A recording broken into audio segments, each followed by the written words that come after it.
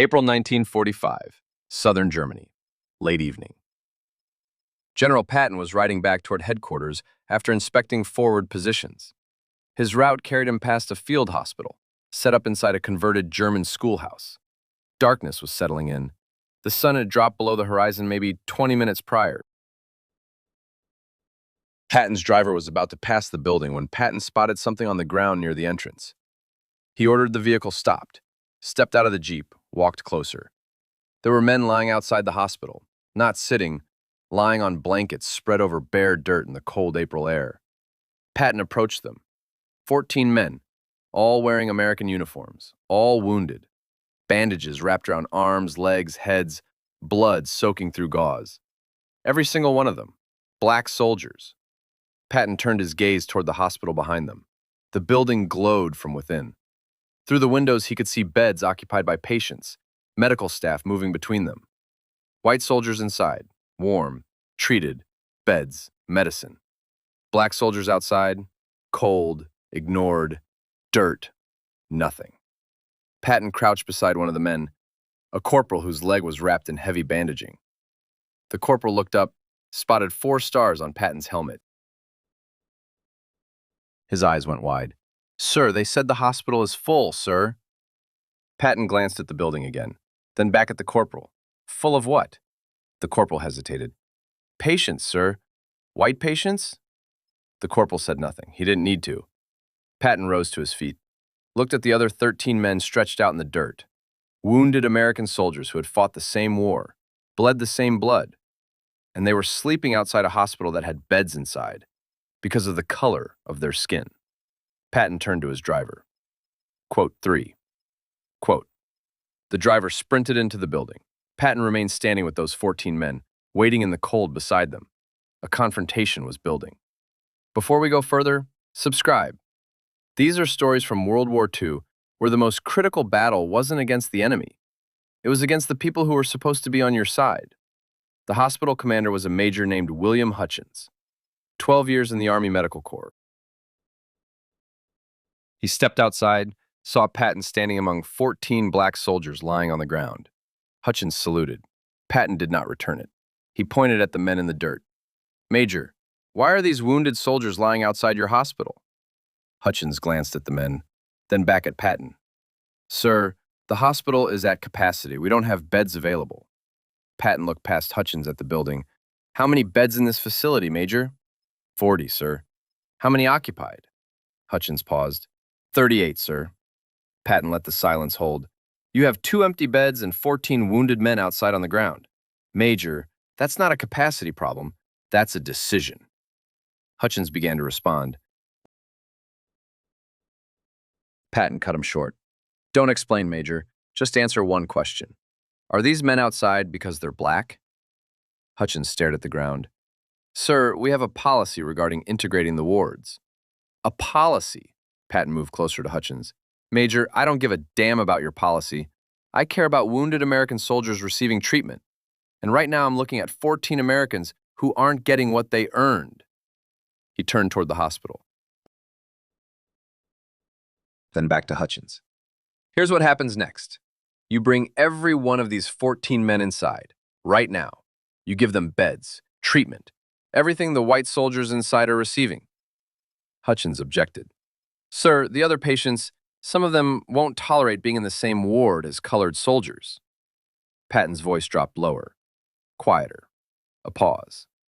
Hutchins looked at the 14 men, then at Patton. Patton didn't hesitate.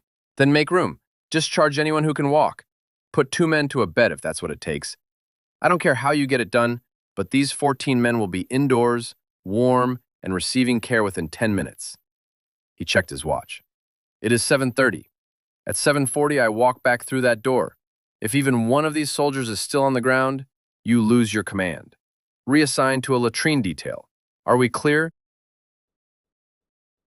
"Major?" Hutchins held Patton's gaze. Quote 22, quote 23.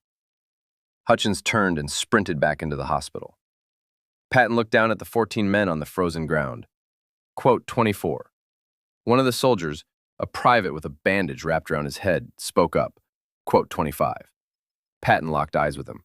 Quote 26. He crouched closer to the private. Quote 27. Within 5 minutes, medical staff began filing out with stretchers. One by one, the 14 men were lifted, placed carefully onto canvas, and carried through the doors. Patton watched every single one go in. When the last soldier disappeared inside, Patton followed. Inside, chaos. Beds were being shuffled, rearranged. White patients who could walk were being discharged. Others were doubled up. And the 14 black soldiers were being assigned beds, given blankets, receiving medical attention. Not everyone was pleased. A sergeant with his arm in a sling marched up to Major Hutchins. Hutchins opened his mouth to respond. Patton stepped in first. Quote 29, quote. The sergeant's eyes drifted to the 4 stars on Patton's collar. Quote 30, quote 31, quote. The sergeant stared at the floor. The sergeant retreated. Patton remained at the hospital for another 30 minutes, watching, making sure all 14 soldiers were settled, comfortable, actually being treated, before he turned to leave. He pulled Major Hutchins aside one final time. Hutchins nodded quickly. Patton scanned the hospital one last time. 14 black soldiers finally in beds, finally receiving care. Then he walked out. Word of what Patton did that night traveled through the Third Army in days. Other hospitals across the Third Army sector received the message loud and clear. Wounded black soldiers began getting admitted without question. It wasn't perfect. Resistance lingered. Problems persisted. But something had shifted. One of those 14 men lying outside the hospital was Private Samuel Williams from Georgia. He'd taken a round through the shoulder during a firefight 2 days prior. Williams survived his wounds and made it home after the war. In 1982, a local newspaper interviewed him about his wartime experience. They asked him what he remembered most. He said, "I remember lying on the frozen ground outside that hospital, thinking that after everything we'd done, we still weren't good enough to go inside. Then a 4-star general pulled up in his Jeep, climbed out, and stood beside us in the dirt until they let us in. That's the day I learned that some people with power actually give a damn." Williams passed away in 1995. He was 72 years old. His family donated his uniform and medals to a local museum. The museum built a display honoring his service, and part of that exhibit tells the story of the night a wounded soldier lay outside a hospital and a general stopped his vehicle. Today, if you visit that museum in Georgia, you can read Williams' own words about the moment someone with authority chose to use it for what was right. The hospital in southern Germany is gone now. The schoolhouse was handed back to the Germans after the war. But the story remains. 14 wounded black soldiers left in the Georgia dirt outside a hospital with empty beds inside. And a general, Patton's peer in rank if not in fame, who made damn sure those men received exactly what they were owed. Put yourself in Major Hutchins' boots that night. Do you follow policy or do you follow the general? Drop your answer in the comments. And if you want more stories about the moments someone decided doing right outweighed following orders, subscribe.